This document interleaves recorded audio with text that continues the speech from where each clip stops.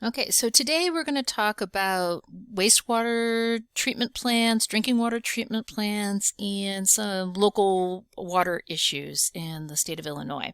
So, water and wastewater is a public need. We have 7 billion people on this planet, and 2.6 do not have improved sanitation. So, as we have sewer lines, we have water that comes into our homes.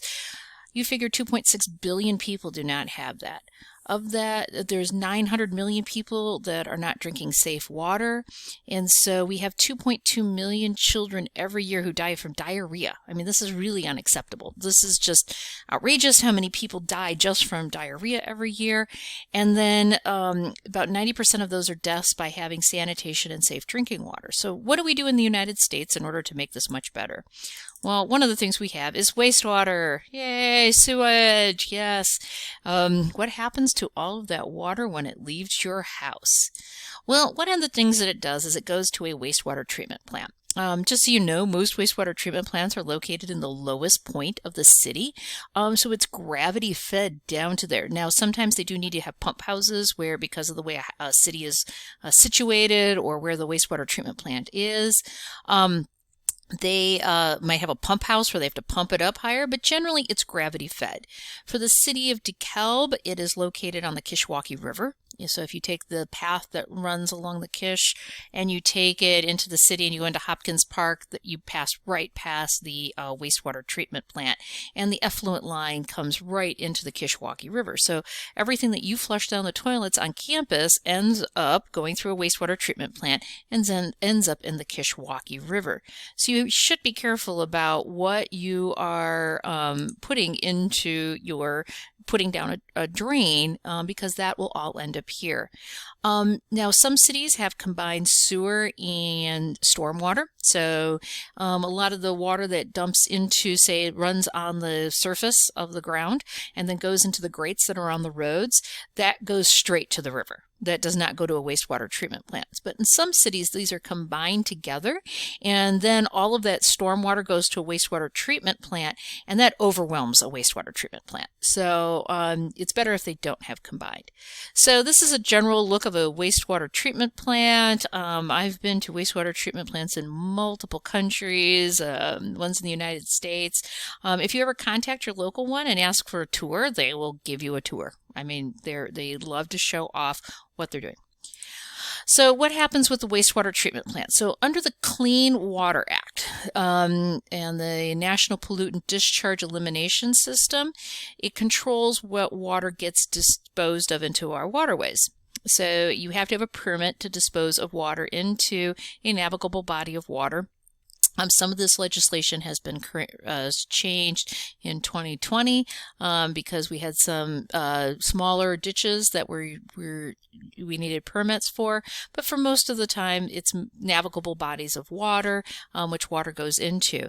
And so all wastewater treatment plants have to dispose into a river must have permits to do it. And so this really improved our water quality in the United States. This really significantly brought back life because we weren't just dumping everything into our rivers and into it.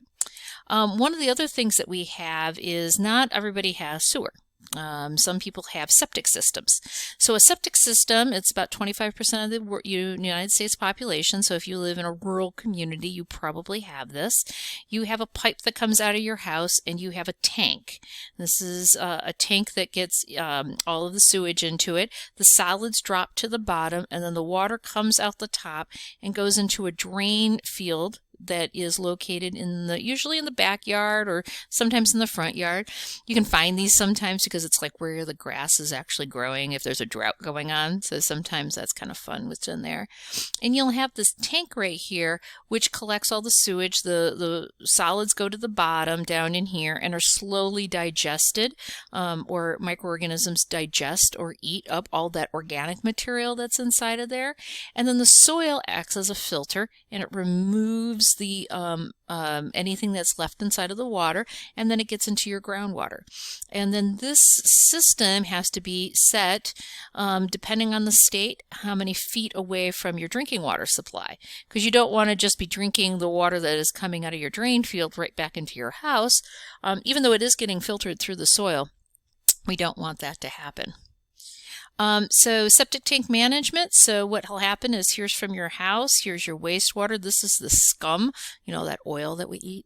I know. And then there's an outlet pipe that comes into here. There's usually some sort of hole in there so you can scrape up the sludge that is in there. There's sludge on the bottom and that's in there. And so this needs to be cleaned out every so often, just because you don't want to get a buildup of this.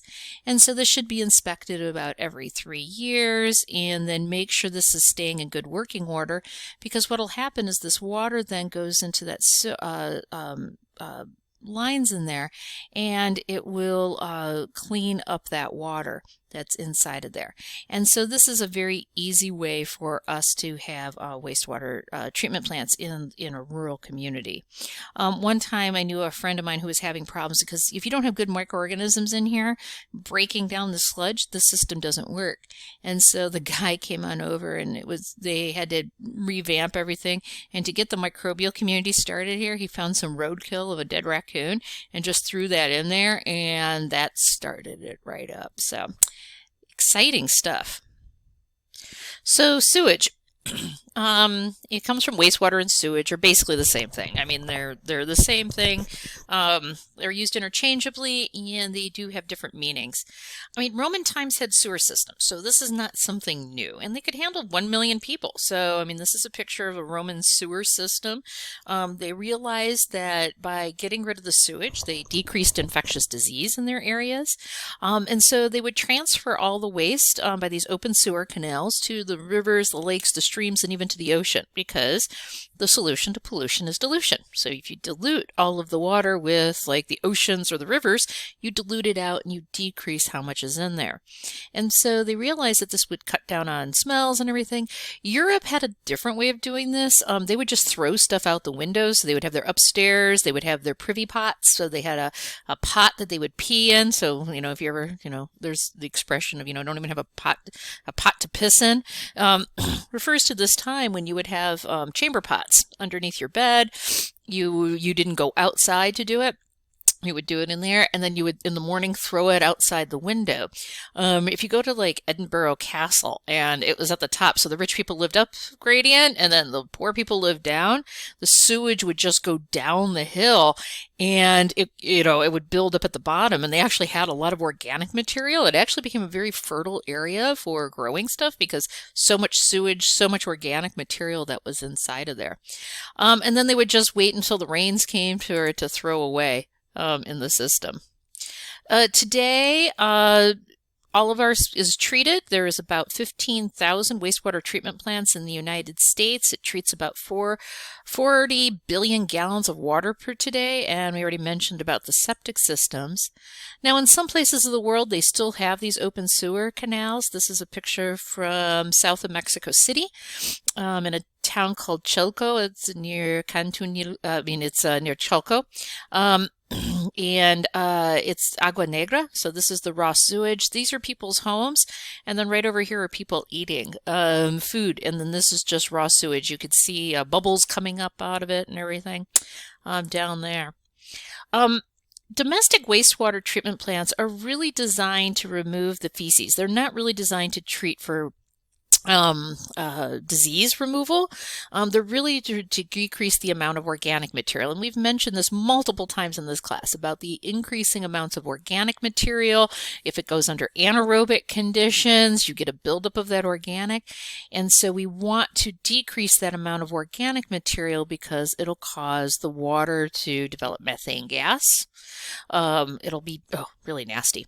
So wastewater, domestic wastewater, consists of human feces, urine, and gray water. And what's gray water? Gray water is that water from washing, bathing, meal preparations. There is some movement to have gray water used for watering your yard or being recycled through your house because it doesn't contain any feces or urine. And so maybe we could recycle that water, but there's building codes against it, and there's issues associated with it. Wastewater also can contain biodegradable organic materials. So, if you're cleaning anything you put down the drain has to be cleaned up. And so right now we're dealing with pathogens. There was a study done in Boston by a university in Boston. They were looking at the amount of COVID-19 DNA inside of our wastewater, and they estimated that probably about 75% of the population of that town has it already. Based upon just looking at how much it comes into us, because we shed the bacteria or the virus. Now the virus is dead, but it's still, the DNA survives. Well, in this case, it's an RNA virus, so actually the RNA survives. But we can also get pathogens inside of our wastewater treatment plants. So we could get things like cholera is very is found in wastewater.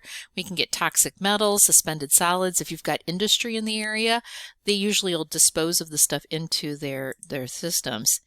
And, one way of doing this is the outhouse, the idea of putting a little house in your backyard and you dig a hole and everything builds up into there and then you fill it up. So these privies out in your backyard. Instead, we have interior plumbing. So wastewater treatment plants were first developed in the 19th century to remove organic materials, decrease that eutrophication, so that's where we killed off all the rivers and streams, and removed disease-causing organisms. Basically what happens, and we're going to go through each of the different parts of what's called a treatment train. You have influent that comes in and water that comes out the other end. What comes into there, you have primary, secondary, and tertiary treatment. And then this water can be disposed of into rivers and lakes. Now, there could be the idea that we could keep treating it one more step, and then you'd be able to put that water back into the drinking water supply. And that is going to be happening into the future. It's already happening in some areas. They're calling it recycled water. Because it's perfectly clean. It gets better and better as we remove everything and we treat the water, and it can go back into the system, especially in drought areas. So that may be something that happens in the future. So the treatment train, again, there's the first step, and it goes through what's called a treatment train, and we're going to walk through all those steps right now. So the primary treatment is the first one, and this is a physical process. So this is where we remove all the large debris that goes into a sewage. If you watch the video of my sewer line, you don't see anything in there, but this would be removing things like toilet paper, trees, grit, condoms, pads, whatever people put down their toilet. I was talking to the sewer guy, and he was saying that, yeah, right after toilet paper started to become scarce around the area, people were using t-shirts and throwing them down their toilets, clogging them up. He had to get those out. In DeKalb, we have about 7 million gallons per day that we treat of water inside of there. I usually ask when I go on wastewater treatment plant, what's the weirdest thing that they find inside of these grates? And here's the grates and stuff. One time somebody said they found an engine block. Who knows how that got in there? And so you could get a lot of different things, and this is what comes out. So this is just the solids that they remove out of there. Then the primary treatment, what you're doing is you're settling out everything, so you have a clarifier. About half of the suspended solids are out this way, and you produce what's called primary sludge. So you're just basically letting the water calm down. You're letting things sink out of it. You're just settling out. As in the septic tank, where you just have that tank and you let things settle, you're doing the same thing with primary treatment. In secondary treatment, what you're doing is you're using microorganisms or biologically decomposing all the stuff. So you use the aerobic tank and you're aerating the system. You're decomposing all of that organic material that's inside of there. And so this is the aeration tank. You're doing the secondary treatment. You're aerating the system, cleaning it up.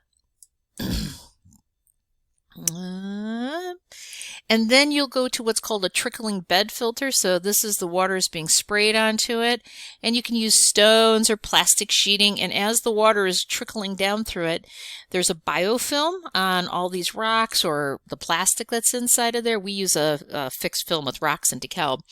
And what happens is as the water is going down on top of this, the microorganisms that are on top of these rocks or plastic eat away at the microorganisms that are in the system, eat away at all the organic material. So there's microorganisms forming a biofilm on there, and they're eating it aerobically. Secondary treatment continued. There's aeration. We get tank digested activated sludge, and this is the most common form within inside of the United States.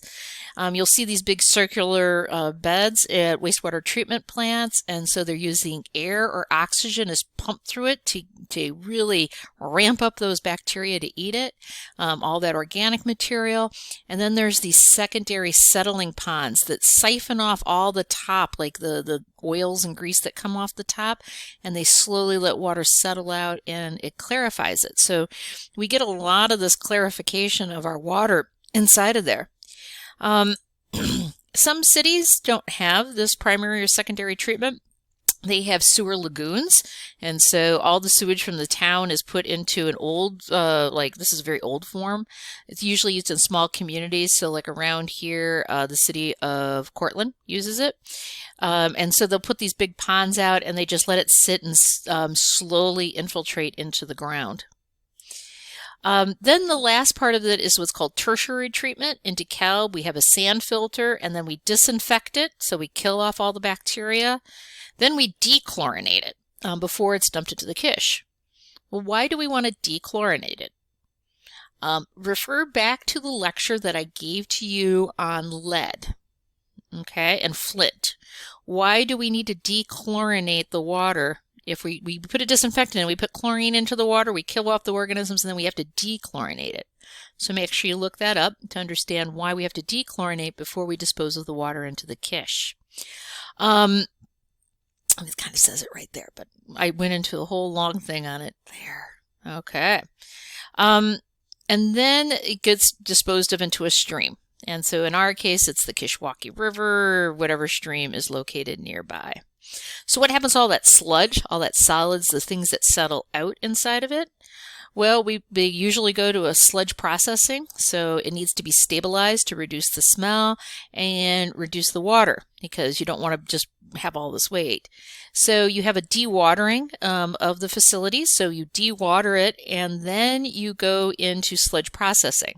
So you digest it under anaerobic conditions. This produces methane gas, and this methane gas is then, like in the DeKalb one, is burned to heat boilers and keep buildings warm. So it kind of creates its own energy. And what this does is this removes a lot of the stuff that's inside of the sludge. It settles it and thickens it. And then you dry it out to remove that excess water that's inside of it. It goes, it gets heated, it gets mixed into here, it goes into this anaerobic digester, and then what comes out the other end is treated sludge. And treated sludge is great because it can go onto, it's full of organic material. All the microorganisms and disease-causing organisms are killed off of it. And you've got a lot of organic material. And so this is put onto farm fields. And so farmers pay a lot of money to get this on there because it's actually adding organic, which makes your plants grow. So in DeKalb, it's used on our corn and soybeans plants all the time. You can install, instead of putting in some sort of late treatment and trying to do that chlorination, dechlorination, and all that stuff, some of the places will put in wetlands, and this is used after secondary treatment. Instead of doing the tertiary treatment, you're using the plants and animals of a wetlands. If you stop at a lot of our rest stops in Illinois, if you go down I-39 south towards Bloomington Normal, you'll see that there's little sewage wetlands that they use in order to treat all of that. And that does filtration, and it removes that excess carbon that's inside of there.